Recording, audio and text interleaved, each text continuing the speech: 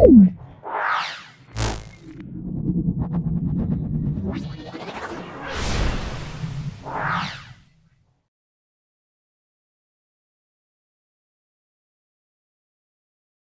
আমরা মধ্যশিক্ষা পর্ষদের যে টেস্ট পেপার দিয়েছিল, মধ্যশিক্ষা পর্ষদ থেকে যে টেস্ট পেপার ছাত্রছাত্রীদের দেওয়া হয়েছিল তার 14তম সেটটা আমি তুলে ধরছি। খুব ভালো করে ভিডিওটা দেখো। অবশ্যই আমার এই ভিডিও থেকে তোমরা উপকৃত হবে। যদি ভালো লাগে লাইক করবে, যারা চ্যানেলটাকে সাবস্ক্রাইব করোনি চ্যানেলটাকে সাবস্ক্রাইব করে নেবে, বেল বাটনে ক্লিক করে দেবে এবং তোমাদের সকল বন্ধু বান্ধবের মধ্যে আমার ইউটিউব চ্যানেলটা শেয়ার করে দেবে। চলে এসো আজকে গ্রুপ এ এর প্রশ্নে। দেখো চলে আসছি। দেখো, প্রদত্ত কোন গ্যাসটি ওজোন স্তরে ওজোন ক্ষয়ে সহায়তা করে না? CO2। কার্বন ডাইঅক্সাইড ওজোন স্তরে ক্ষয় করে না। তারপর দেখে নাও 11.2 লিটার আদর্শ গ্যাসের এসটিপিতে পিভির মান কত হবে? এখানে এটা কি করে হবে? এটা হবে 0.5 RT। কি করে হবে দেখে নাও। তাহলে 1.2 এটা আমরা বলবো পিভি সমান 11.2 বাই 22.4 RT। তাহলে পিভি সমান আমরা বলবো হাফ RT। তাহলে পিভি সমান আমরা বলবো 0.5 RT।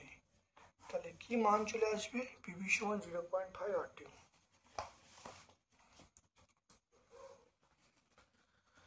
তারপর দেখো এই সমীকরণটা CH4 plus 2O2 CH4 plus 2O2 সমান CO2 প্লাস 2H2O। এখানে বলেছে 10 মোল CH পোড়াতে কত অক্সিজেন লাগবে? এটা আমরা অবশ্যই করেছি। এটা আমরা অপশান এ বলবো। বিগত ভিডিওতে আমরা এটা ব্যাখ্যা করেছি। আমি আর ব্যাখ্যা করছি না। অ্যান্সার হবে 448 লিটার। পদার্থগুলির মধ্যে কার তাপ পরিবাহিতা সর্বাধিক? এটা আমরা বলবো অপশান বি বলবো, হিরিয়া।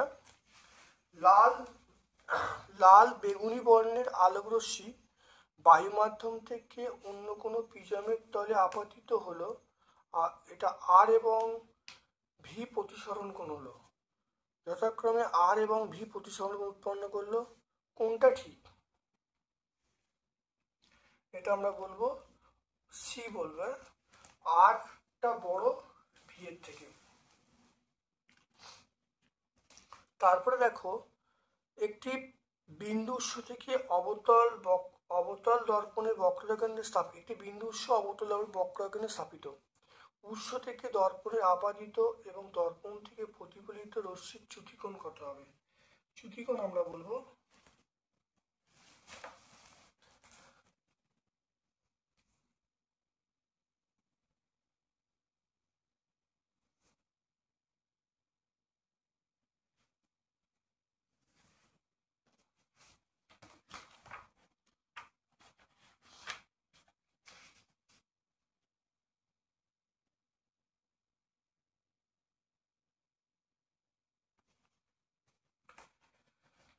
দেখে নাও। একই প্রশ্ন দেখতে পাচ্ছি, উৎস থেকে একই প্রশ্নের উত্তর দেখো 180 ডিগ্রি। এখানে একই প্রশ্ন, তাহলে অ্যান্সার আমরা বলবো 180 ডিগ্রি। হ্যাঁ, এখানে আমরা কি বলবো? অপশন বি বলবো। তারপর দেখো সংক্রান্ত কুলম্বের সূত্রটি প্রযোজ্য হবে যখন আধানের তড়িৎ আধান সংক্রান্ত কুলম্বের সূত্রটি প্রযোজ্য হবে যখন দুটি আধান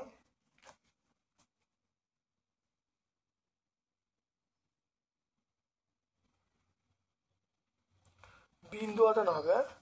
দুটি বিন্দু হবে, বিন্দু আধান হবে। অপশন ডি বলবো।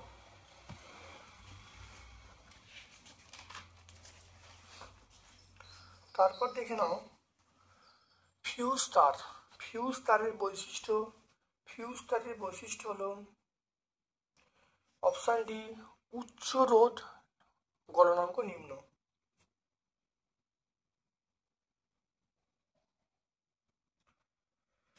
তারপর দেখে নাও আলফা কণায় উপস্থিত আমরা অপশন সি বলবো দুটি প্রোটন এবং দুটি নিউট্রন। আলফা কণায় উপস্থিত দুটি প্রোটন দুটি নিউট্রন। কোন ধর্মটি ও মৌলদের পর্যায়গত ধর্ম নয়, সেটা আমরা বলবো তেজস্ক্রিয়তা। তাই তেজস্ক্রিয়তা পর্যায় ধর্ম নয়। নিচের কোন যৌগের মধ্যে অণুর অস্তিত্ব নেই, অর্থাৎ অণুর অস্তিত্ব নেই সেটা হলো তড়িৎীয় যৌগ অণুর অস্তিত্ব নেই। তাহলে আমরা বলবো অপশান বি বলবো, অর্থাৎ তড়িৎীয় যৌগের কোনো অণুর অস্তিত্ব নেই, সিএও।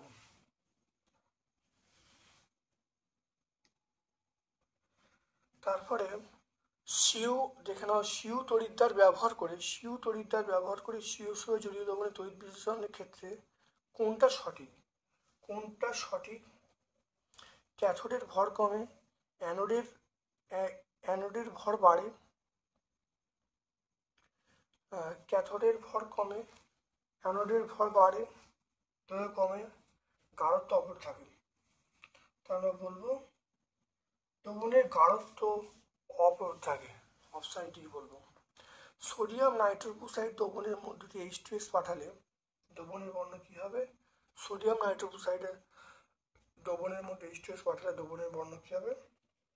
বেগুনি হবে, বেগুনি।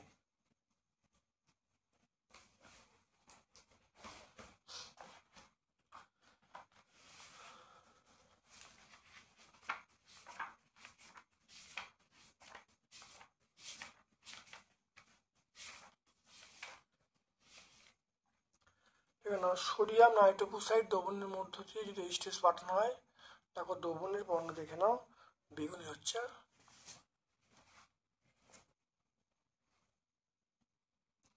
তারপর চলে এসো, দেখো লোহার আকরে রেড হিমাটাইট এর সংকেত কি? আমরা বি বলবো, Fe2O3। নিচের কোন যৌগের সঙ্গে NaCO3 বিক্রিয়া করে CO2 উৎপন্ন হবে? এটা আমরা বলবো নিচের কোন যৌগের সঙ্গে NaCO3 বিক্রিয়া করে CO2 উৎপন্ন করবে? দেখে নাও।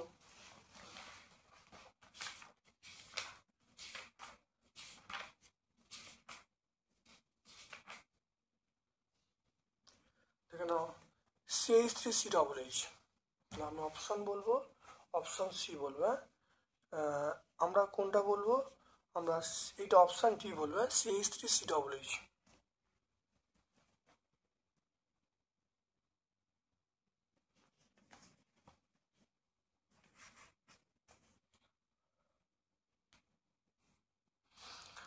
তারপর দেখো জীবাশ্ম জ্বালানির বিকল্প জ্বালানি একটু উদাহরণ দিতে বলছেন। জীবাশ্ম জ্বালানির বিকল্পে একটি জ্বালানি উদাহরণ দিতে বলছেন। এটা আমরা কি বলবো? সেটা বলবো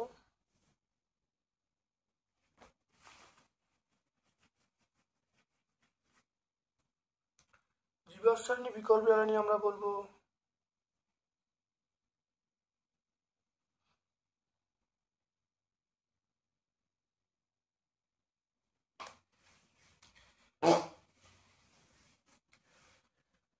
জীবাশ্ম জ্বালানি আমরা বিকল্প জ্বালানি বলতে পারবো।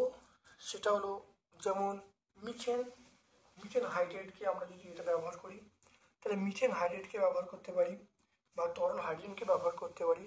তাহলে জীবাশ্ম জ্বালানি বিকল্প জ্বালানি অনেক হতে পারে, অনেক উদাহরণ হতে পারে। আমরা তরল হাইড্রোজেন বলতে পারি, বা মিথেন হাইড্রেটকে ব্যবহার করতে পারি। আমরা এখানে বলছি তরল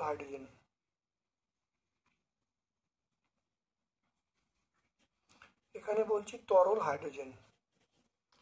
তারপর দেখো বায়ুমণ্ডলের উষ্ণতা বৃদ্ধি করে এমন একটা গ্যাসের নাম, এটা হলো কার্বন ডাইঅক্সাইড বা CO2। তারপর দেখো ওজোন স্তর সূর্য থেকে আগত ড্যাশ রশ্মি ভূপৃষ্ঠে আপতনকে প্রতিহত করে, সেটা ইউভি রশ্মি, আল্ট্রাভায়োলেট রেডিয়েশন। এসআই পদ্ধতিতে চাপের একক আমরা বলবো নিউটন পার মিটার স্কোয়ার। তারপরে চালসূত্রের ধ্রুবকগুলো কি? গ্যাসের ভর এবং চাপ। তারপর দেখো সত্য মিথ্যা বলতে বলছে উষ্ণতার কেলভিন স্কেলে প্রতি ডিগ্রি উষ্ণতা ব্যবধানে, উষ্ণতার কেলভিন স্কেলে প্রতি ডিগ্রি ব্যবধান দেখে নাও, খুব ভালো দেখে নাও। উষ্ণতার কেলভিন স্কেলে প্রতি ডিগ্রি ব্যবধান সেলসিয়াস স্কেলে প্রতি ডিগ্রি ব্যবধান সমান।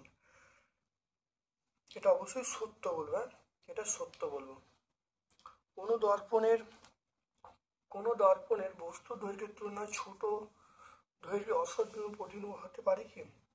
তাহলে কোনো দর্পণে বস্তু দৈর্ঘ্য অপেক্ষা ছোট অসৎ তৈরি হতে পারে কি? হ্যাঁ, এটা তৈরি হতে পারে। এটা আমরা অবতল দর্পণ এটা হবে, তৈরি হতে পারে অবতল দর্পণের ক্ষেত্রে। গাড়ির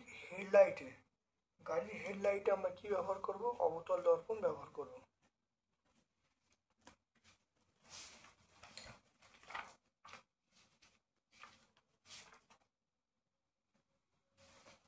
তারপর দেখে নাও, চলে এসো লাল এবং নীল বর্ণের ক্ষেত্রে। এখানে প্রতিসরাঙ্ক বলা আছে মিউ আর এবং মিউ বি, কোনটি বেশি হবে? লাল এবং নীল বর্ণের ক্ষেত্রে প্রতিসরাঙ্ক বলা আছে, কোনটা বেশি হবে?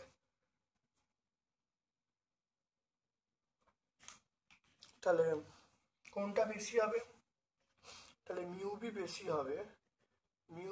হবে মিউ আর এর থেকে। তারপর দেখো এসআই পদ্ধতিতে আধানের একক। আমরা কুলম বলবো, সি বললে হবে, বা কুলম তোমরা বানান করে লিখতে পারো। তড়িৎ পরিবাহিতার একক আমরা বলবো মো। MHO, তড়িৎ পরিবাহী মো। ফিউজের উপাদান আমরা বলবো টিন ও সীসা। টিন হলো 25%, আর সীসা আমরা বলবো 75%। টিন ও সীসা। তারপর দেখো সর্বাধিক ভেদন ক্ষমতা সম্পদ তেজস্ক্রিয় রশ্মি, এটা বলবো গামা রশ্মি। সর্বাধিক ভেদন ক্ষমতা রশ্মি আমরা কি বলবো? গামা রশ্মি বলবো। তারপর দেখে নাও একটি ক্ষারীয় মিথ্যা ধাতু, আমরা কি বলবো? এটি ক্ষারীয় মিথ্যা ধাতু।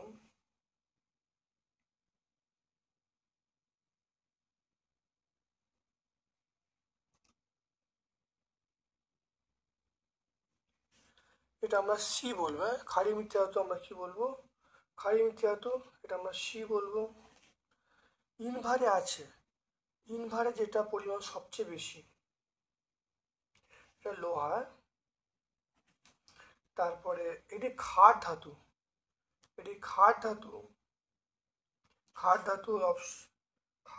আমরা কি বলবো? এটা বলবো পটাশিয়াম।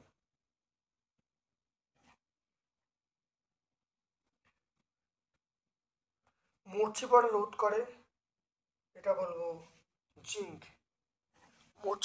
আমরা বলবো জিঙ্ক।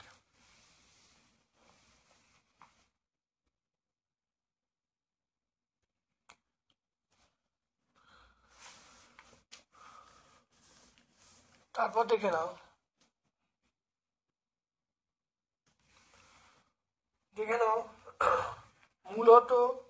মূলত একটি সুস্থির চালকাকার উৎপন্ন হওয়ার জন্য আয়নীয় যৌগ গঠন সম্ভবপর হয়। সত্য মিথ্যা বলতে বলছে, এটা আমরা সত্য বলবো। এটা সত্য বলবো। তারপর দেখো তড়িৎ বিশ্লেষণ পদ্ধতিতে অশুদ্ধ কপার ধাতুর পরিশোধনে কোন তড়িৎদ্বারের ভর বৃদ্ধি পায়? এটা আমরা বলবো ক্যাথোডের ভর বৃদ্ধি পায়। অ্যানোডের ভর কমে, তাহলে আমরা বলবো ক্যাথোডের ভর বৃদ্ধি পায়। রূপোর প্রলেপ দেওয়ার জন্য রূপোর ওপর গোল্ডের প্রলেপ, রূপোর ওপর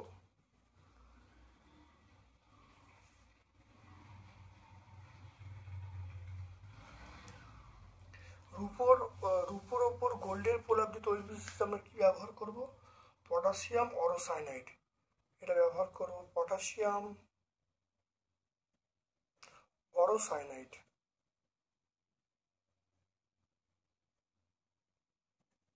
পটাশিয়াম অরোসায়ানাইড আমরা ব্যবহার করব পটাশিয়াম অরোসায়ানাইড। তারপর দেখো ইউরিয়া, দেখে নাও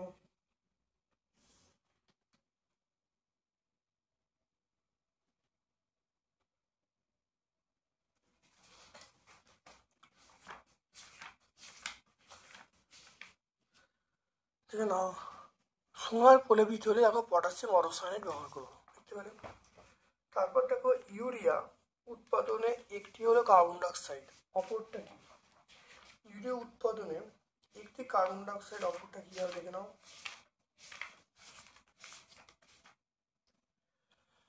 অপরটা একটা অ্যামোনিয়া, তাহলে একটা হলো ইউরিয়া, অপরটা আমরা কি বলবো? অ্যামোনিয়া বলবো।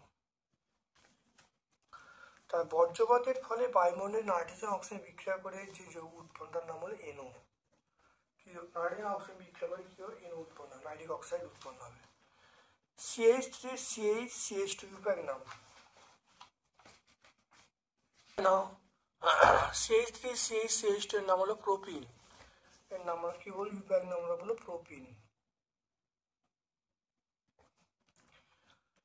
একটি জৈব বিশ্লেষ্য পলিমারের নাম, এটা আমরা সেলুলোজ বলবো, প্রোটিন বলবো, সেলুলোজ বলতে পারো, প্রোটিন বলতে পারো।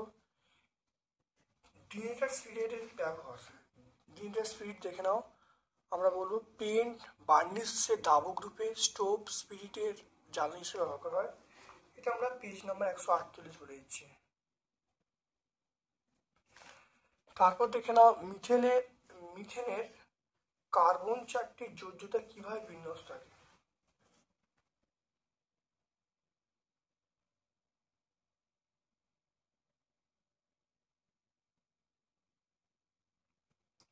মিথেনের কার্বন চারটির যোজ্যতা কিভাবে বিন্যস্ত থাকে? মিথেনের কার্বনের চারটি যোজ্যতা কিভাবে বিন্যস্ত থাকে?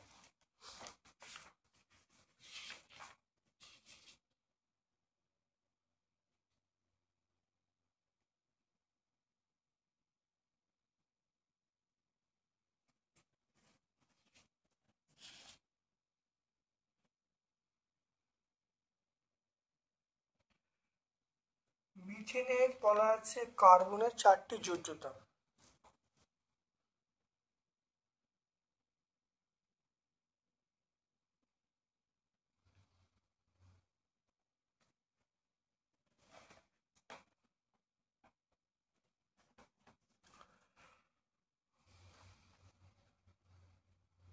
তাহলে আমরা বলবো, দেখে নাও, মিথেন পরমাণু চারটি, দেখে নাও, চারটি যোজ্যতা এই চতুস্থলকের চারটি শীর্ষ, আমরা বলবো চারটি যোজ্যতা চতুস্থলকের চারটি শীর্ষবিন্দুকে পৌঁছাতে থাকে। আমরা এই কথা বলবো, তাহলে বলবো চারটি যোজ্যতা চতুস্থলকের চারটি শীর্ষবিন্দু থেকে পৌঁছাতে থাকে। পেজ নাম্বার 138 বলে দেবো।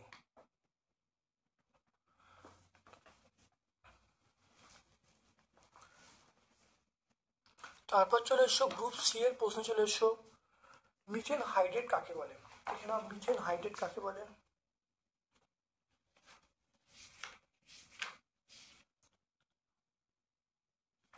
এখানে মিথেন হাইড্রেট, এখান থেকে পরিষ্কার সুন্দর করে পেয়ে যায়। মিথেন হাইড্রেট হলো কেলাসাকার কঠিন পদার্থ, জলের অণু নিয়ে গঠিত। এর সংকেত হলো 4CH4, 23H2O। আর এটা হলো এটা সমুদ্রের তলদেশে পাওয়া যায়, একে ফায়ার আইস বলা হয়।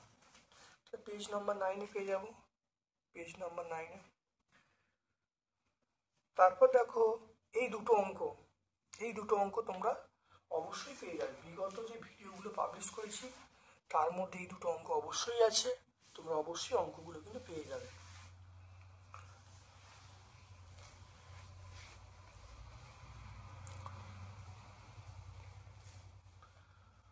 তারপর দেখে নাও উত্তল লেন্সের আলোক কেন্দ্র কাকে বলে? উত্তল লেন্সের আলোক কেন্দ্র,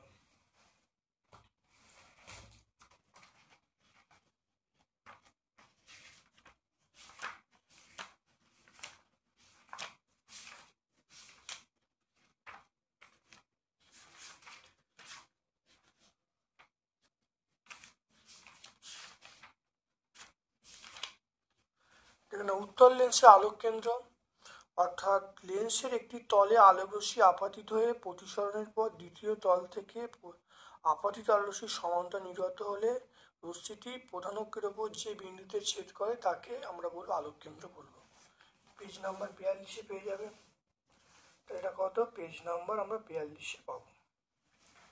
তারপর দেখো দিনের বেলা আকাশকে নীল দেয় কেন?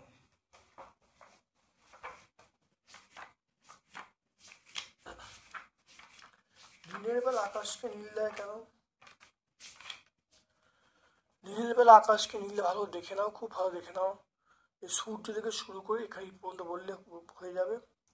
এখানে মেন বক্তব্য হলো যে লাল আলো দেখে নাও, এখানে বলা আছে আমরা I proportion 1/λ⁴, তাই লাল আলোর তরঙ্গ দৈর্ঘ্য বেশি, তাই লাল আলোর বিক্ষেপণ কম হবে। নীল বেগুনি বর্ণের আলোর তরঙ্গ দৈর্ঘ্য কম, তাহলে বিক্ষেপণ বেশি হবে, চারিদিকে ছড়িয়ে পড়বে। বেগুনি নীল অপেক্ষা নীল আমাদের চোখে বেশি সংবেদনশীল, তাই আকাশকে আমরা নীল দেখব।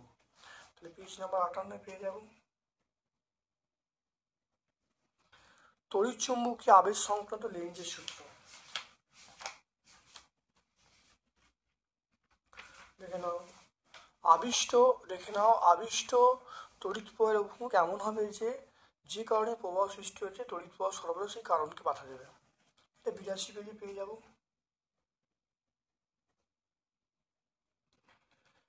লুইস স্টটের ধারণা অনুযায়ী সমজীবী বন্ধন কিভাবে গঠিত উদাহরণ দিয়ে বলতে বলছে।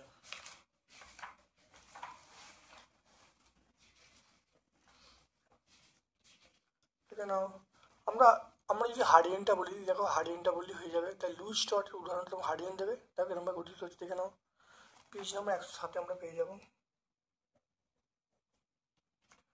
তারপরে একটি তরল একটি কঠিন সমযোগ, তরল সমযোগ আমরা বলবো জল। তরল সমযোগ জল বলবো, কি বলবো আমরা? ন্যাপথলিন বলবো।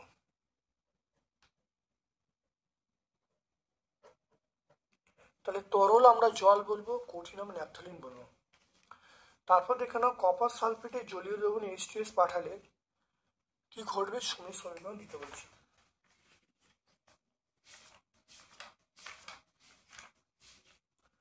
দেখো কপার সালফেটের জলীয় দ্রবণে H2S পাঠানো হলো, তাহলে কি উৎপন্ন হয়? কপার সালফাইড এবং H2S উপর উৎপন্ন হয়। দেখে নাও 1 নম্বর বিক্রিয়া বলে দেবো। পেজ নাম্বার আমরা 123-এ পাবো। সালফান মানে আমরা 100% অলিয়ামকে আমরা সালফান বলবো। কপার এটা কি লিখবে? 100% অলিয়ামকে আমরা সালফান বলবো। কপার এবং অ্যালুমিনিয়ামের একটি করে ব্যবহার লিখতে বলছি। দেখে নাও কপার এবং অ্যালুমিনিয়াম একটি করে ব্যবহার, দেখে নাও ভালো করে।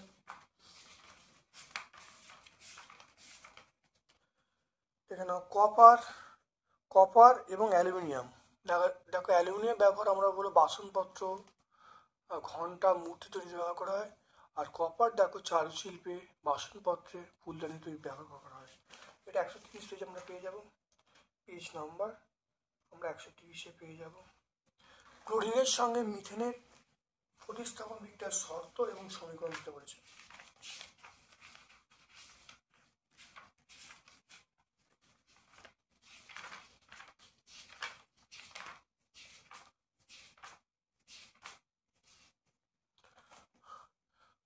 তা ক্লোরিনের সঙ্গে মিথেনের প্রতিস্থাপন বিক্রিয়া দেখে নাও, এই বিক্রিয়াগুলো লিখে দেবো। দেখে নাও পেজ নাম্বার 144। প্রথম ধাপটা এখানে আমাকে বলেছে, প্রথম ধাপটা লিখতে বলেছে, তাহলে সেই জন্য আমরা এইটা বলবো। অর্থাৎ আমরা বলবো বিক্ষিপ্ত সূর্যালোকে ক্লোরিন গ্যাস এবং মিথেন প্রতিস্থাপন বিক্রিয়া করে প্রথম ধাপে কি উৎপন্ন? মিথাইল ক্লোরাইড এবং হাইড্রোজেন ক্লোরাইড উৎপন্ন হয়। CH4Cl2 equal to CH3Cl plus HCl। তারপর দেখো ইথানলের সঙ্গে ধাতব সোডিয়ামের বিক্রিয়া। দেখে নাও ইথানলের সঙ্গে দেখো ধাতব সোডিয়াম বিক্রিয়া কি উৎপন্ন হচ্ছে? সোডিয়াম ইথক্সাইড এবং হাইড্রোজেন উৎপন্ন হচ্ছে। Page number 147।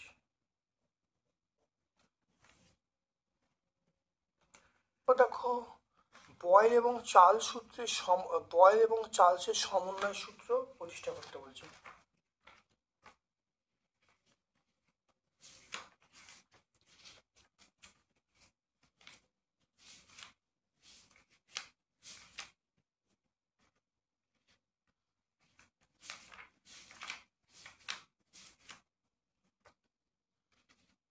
দেখে নাও বয়েল এবং চার্লস সূত্রের সমন্বয় সূত্র দেখে নাও। গ্যাসের তাপমাত্রা টি, গ্যাসের চাপ পি, আয়তন ভি। তাহলে বয়েল সূত্র অনুসারে লিখতে পারি ভি প্রপোর্শনাল 1/পি, চার্লস সূত্র অনুসারে লিখতে পারি ভি প্রপোর্শনাল টি, একসঙ্গে করলে ভি প্রপোর্শনাল টি/পি। তাহলে ভি ইকুয়াল টু কেটি/পি, তাহলে পিভি ইকুয়াল টু কেটি, তাহলে পিভি/টি ইকুয়াল টু কনস্ট্যান্ট। আমরা এই পর্যন্ত লিখলে হবে, বা তোমরা এক্সট্রা এই পর্যন্ত লিখতে পারো, এখান পর্যন্ত।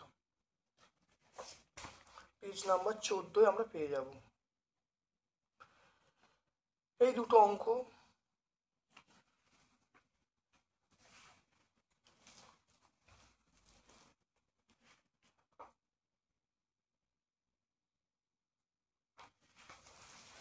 দেখে নাও ফেরাস সালফাইড, দেখে নাও ফেরাস সালফাইডের সঙ্গে লৌহ স্টোসো বিক্রিয়া করে 1.7 গ্রাম হাইড্রোজেন সালফাইড পেতে কত গ্রাম ফেরাস সালফাইড প্রয়োজন?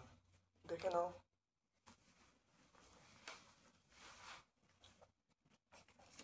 ফোর পয়েন্ট টু, তুমি 4.2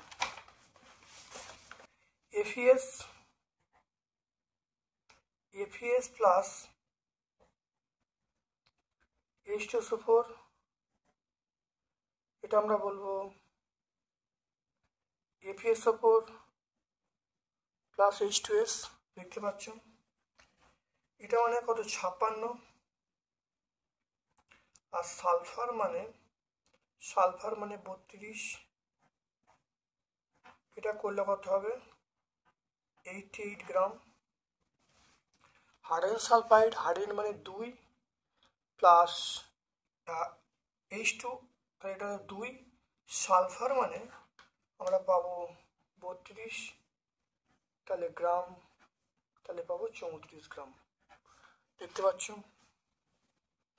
তারপর দেখে নাও, তাহলে 34 গ্রাম H2S পেতে আমার দেখো FeS বা ফেরাস সালফাইড প্রয়োজন 88 গ্রাম। একে কত, আর যেটা 1.7 দেওয়া আছে, তাহলে আমরা কি বলবো, 34 গ্রাম H2S পেতে FeS প্রয়োজন 88 গ্রাম।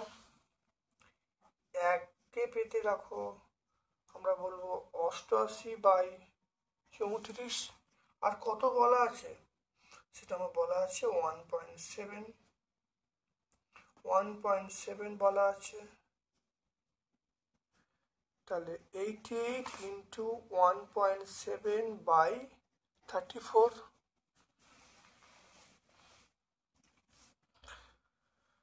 দেখে নাও 88 ইন্টু 17/34 ইন্টু 10, এটা কাটাকাটি হচ্ছে 2, এটা কাটাকাটি করলে 44। তাহলে দেখো 44/10 মানে আমরা কত বলবো, 4.4 গ্রাম। তাহলে অ্যান্সার হবে 4.4 গ্রাম।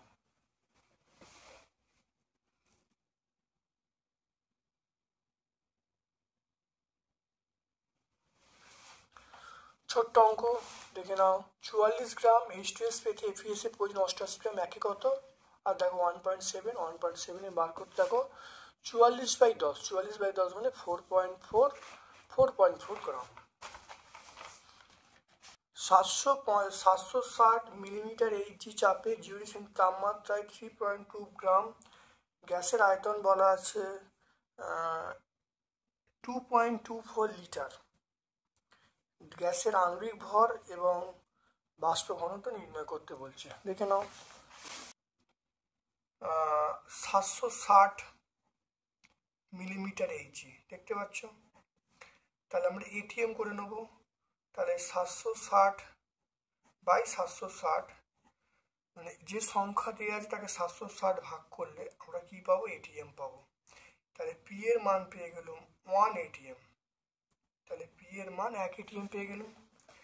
এবার দেখো T এর মান 0 কেলভিন, তাহলে 0 প্লাস 0 সেন্টিগ্রেড, 0 প্লাস 273, তাহলে আমরা কি বলবো, 273 কেলভিন বলবো।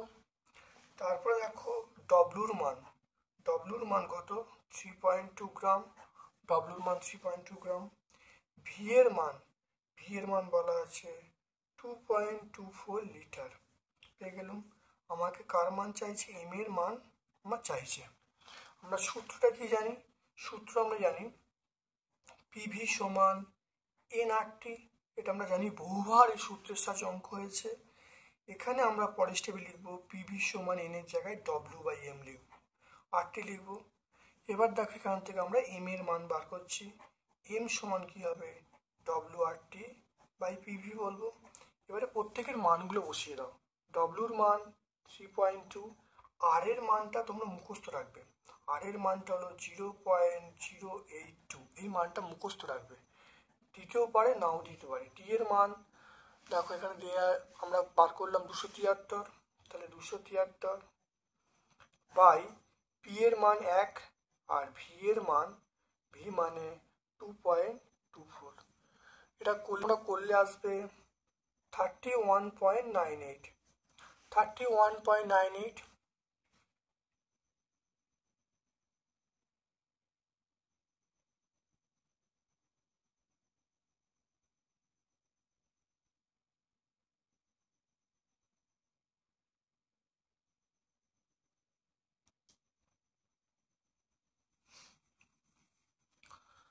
তাহলে এই মানটা কত আসে 31.98। পদার্থের তাপ পরিবাহিতাঙ্ক কাকে বলে? সিজিএস এসআই এর মধ্যে সম্পর্ক স্থাপন করতে বলছে। তাপ পরিবাহিতাঙ্ক সংজ্ঞা দেখে নাও, সংজ্ঞাটা পরিষ্কার পেয়ে যাবে, দেখে নাও সংজ্ঞাটা আছে। সিজিএস এসআই এর মধ্যে সম্পর্ক দেখে নাও। সিজিএস এসআই সম্পর্ক দেখো, 1 ক্যালোরি সেমি টু দি পাওয়ার -1, এটা সেমি to the power -1 degree centigrade to the power -1, এটা ভালো দেখুন। 1 ক্যালোরি সেমি to the power -1 degree centigrade to the power -1 second to the -1। এটাকে চেঞ্জ করে দেখো আসছে 420 চলে আসছে, 420 watt metre inverse kelvin inverse. এটা ছিল সিজিএস, এটা হলো এসআই। তাহলে এটা তোমরা পেয়ে যাবে দুটো বই থেকে আমরা উত্তরগুলো বললাম, সেই জন্য বইয়ের পেজে আমি লিখছি না। দৃঢ় দৃষ্টি কাকে বলে? প্রতিকারের জন্য কি লেন্স ব্যবহার করবে?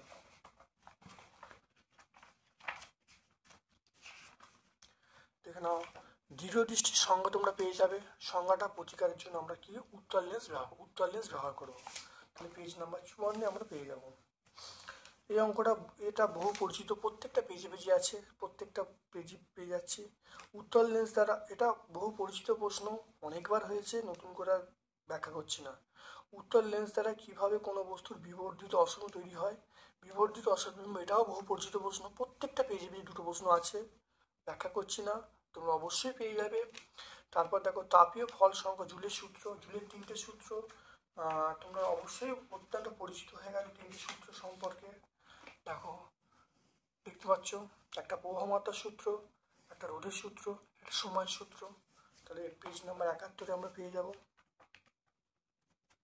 তারপর দেখো দেখে নাও, একটি বাতিকে 220 ভোল্ট মেন লাইনের সঙ্গে যুক্ত করে 1 অ্যাম্পিয়ার তড়িৎ প্রবাহ ঘটে। বাতিটিকে যদি 110 ভোল্ট মেন যুক্ত করা হয় তাহলে কত প্রবাহ ঘটবে? তাহলে পি সমান ভি স্কোয়ার বাই আর। তাহলে আর এর মান দেখো বার করছি, আর এর মান আমরা বলবো ভি স্কোয়ার মানে 220 তার স্কোয়ার, আর পি এর মান আমরা কত পাবো? পি এর মান দেখে নাও কত, 220, দেখে নাও পি এর মান 220। তাহলে আর এর মান আমরা পেয়ে যাব, দেখে নাও সেটা হলো 220 ইন্টু 220 বাই 220, এটা আর এর মান পেয়ে যাব 220 ওহম। আর এর মান পেয়ে গেল 220 ওহম। এবার ভি সমান আমরা বলবো ভি সমান আইআর। আমরা বলবো ভি সমান আইআর। ভি এর মান এখানে পাচ্ছি 110 পাচ্ছি, আই এর মান বার করব, আর এর মান 220। তাহলে আই এর মান আমরা বলবো 110 বাই 220, আই এর মান কত 0.5। তাহলে প্রবাহ মাত্রা কত? তাহলে তড়িৎ প্রবাহ মাত্রা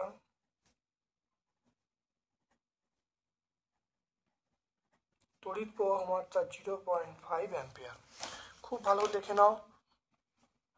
তাহলে আর এর এখানে কেন আর পেয়ে গেলাম, তাহলে আর বার করলাম ভি স্কোয়ার বাই আর, তাহলে এখান থেকে পি সমান ভি স্কোয়ার বাই আর, তাহলে আর এখানে বার করে নিলাম, তাহলে আর সমান 220 ওহম। এরপর আমরা জানি ভি সমান আই আর, তাহলে ভি এর মান দেখো 110 বলা আছে, আর এর মান 220, আই এর মান কত 110 বাই 220 মানে 0.5, তাহলে তড়িৎ প্রবাহ মাত্রা 0.5 অ্যাম্পিয়ার।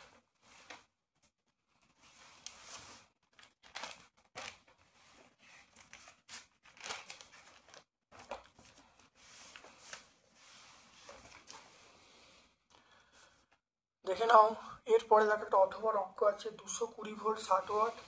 দেখে নাও 220 ভোল্ট 60 ওয়াট এবং 110 ভোল্ট 60 ওয়াট বাতির রোধের অনুপাত বার করতে বলছে। অথবা প্রশ্ন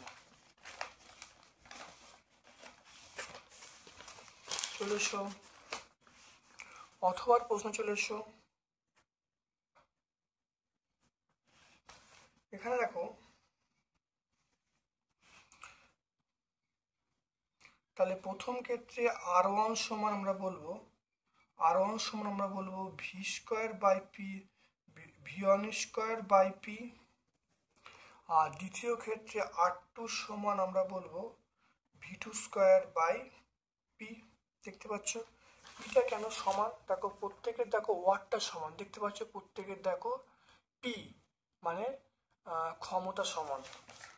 তাহলে এবার দেখো দুটোকে বাই করা হলো, তাহলে R1 বাই R2 যদি করি, R1 বাই R2 করলে তাহলে V1 স্কোয়ার বাই পি আর এটা হবে V2 স্কোয়ার বাই পি।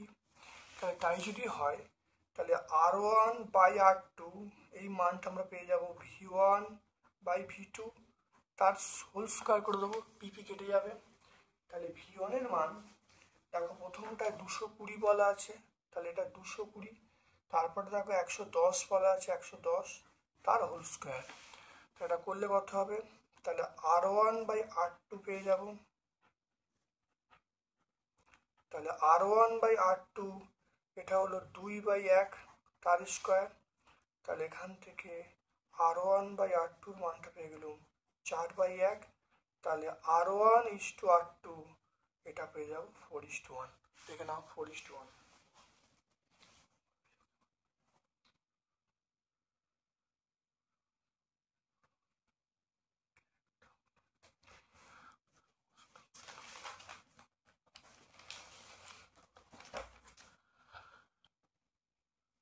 তারপর দেখো তেজস্ক্রিয়তা কাকে বলে, দুটি ব্যবহার লিখতে বলছে।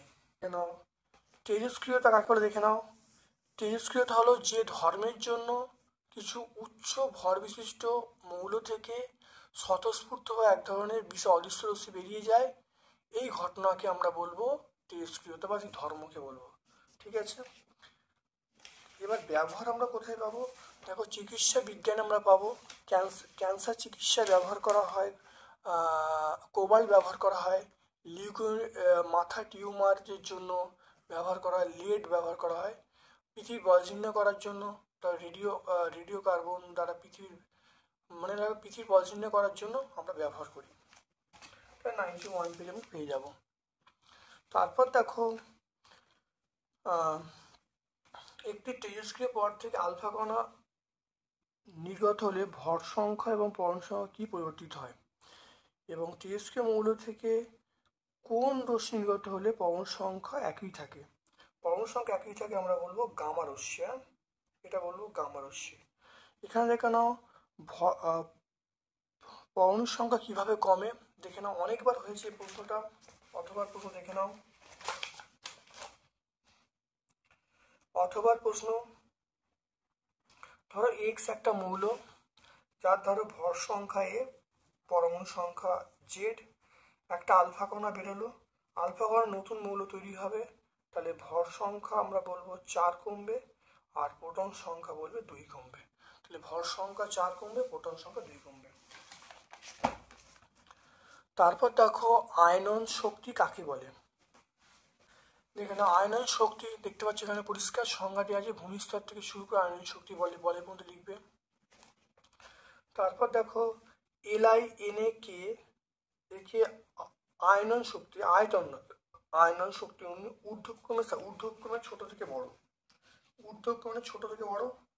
দেখো প্রথমে এলআই দেখো এলআই বলা আছে, LINA দেখো প্রথমে এলআই বলবো,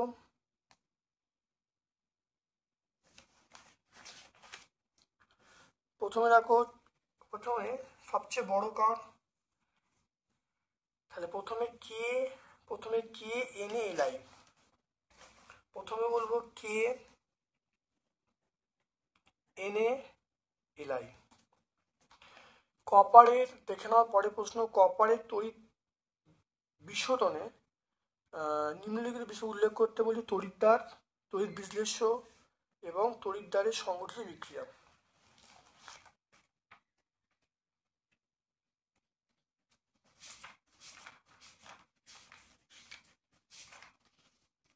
দেখে নাও, আমরা দেখে নাও কপারে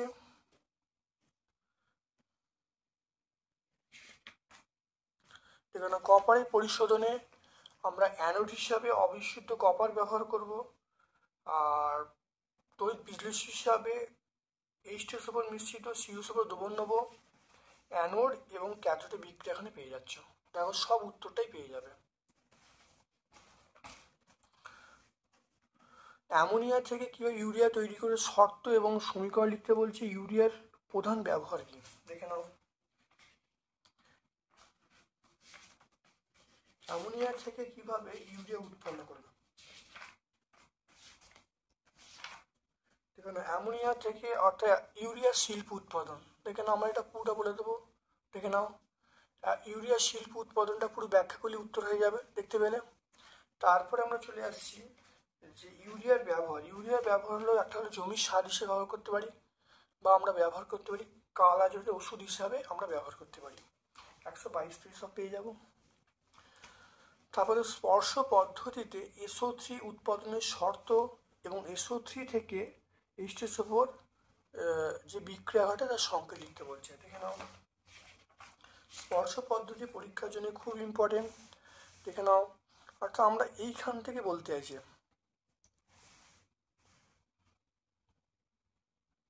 আমরা এই 3 নম্বর পয়েন্টটা সবটা বলি উত্তর চলে আসবে। তোমরা এই 3 নম্বর পয়েন্টটা পুরো লিখে দেবে, এই প্রশ্নের উত্তর কিন্তু হয়ে যাবে। তারপর চলে এসো টেফলন এবং পিভিসির মনোমারের নাম কি? বায়োডিগ্রেডেবল পলিমার কি? পিভিসি এবং টেফলনের পিভিসি মনোমার ভিনাইল ক্লোরাইড, টেফলনের মনোমার টেট্রাফ্লুইথিলিন। আর এবার দেখো এখানে পেয়ে যাবে, দেখো বলা আছে বায়োডিগ্রেডেবল পলিমারের উদাহরণ কি? বায়োডিগ্রেডেবল পলিমার আমরা জৈব ভঙ্গুর পলিমার, কার্বোহাইড্রেট বলবো, সেলুলোজ বলবো, প্রোটিন বলবো, এগুলো উদাহরণগুলো হয়ে যাবে। তারপরে দেখে নাও, আমরা চলে আসছি, সেটা হলো দেখো দেখে নাও অ্যাসিলিন থেকে কিভাবে অ্যাসিলিন টেট্রাব্রোমাইড উৎপন্ন হবে। অ্যাসিলিন থেকে কিভাবে অ্যাসিলিন টেট্রাব্রোমাইড উৎপন্ন হবে। দেখে নাও, আমরা এই বিক্রিয়াটা লিখবো। দেখে নাও, এই যে নিচে 2 নম্বর বিক্রিয়া লেখা আছে, দেখো তরল ব্রোমিন অ্যাসিটিলিনে। দেখে নাও, এইখানটা লিখবো তরল ব্রোমিনে অ্যাসিটিলিন গ্যাস পাঠাবে, প্রতিটি অ্যাসিটিলিন অণু 2 অণু ব্রোমিনের সঙ্গে যুক্ত হয়ে বর্ণহীন অ্যাসিটিলিন টেট্রাব্রোমাইড উৎপন্ন করবে। বিক্রিয়া লিখে দেবে, বোঝা গেল। তাহলে পেজ নাম্বার 145-এ পেয়ে যাবো।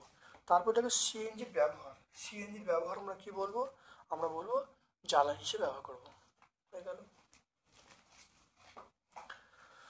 তাহলে আমরা আজকে তাহলে 14 নম্বর স্কুলটা, আজকে আমাদের 14 নম্বর স্কুল মধ্যশিক্ষা পর্ষদ থেকে তোমরা যে টেস্ট পেপার পেয়েছো, অর্থাৎ তোমাদের বিদ্যালয় থেকে যে টেস্ট পেপার পেয়েছো, তার 14 নম্বর সেক্টর অর্থাৎ গণিপুর শীতলা হাই স্কুল সম্পূর্ণ সলভ করলাম। ভিডিওটা কেমন লাগলো কমেন্ট সেকশানে কমেন্ট করবে, যদি ভালো লাগে লাইক করবে, যারা চ্যানেলটা সাবস্ক্রাইব করে দেবে, বেল বাটনে ক্লিক করে দেবে। আমার পক্ষ থেকে সকলকে ধন্যবাদ এবং শুভকামনা জানিয়ে আজকের মতো ভিডিও শেষ করলাম। Thank you.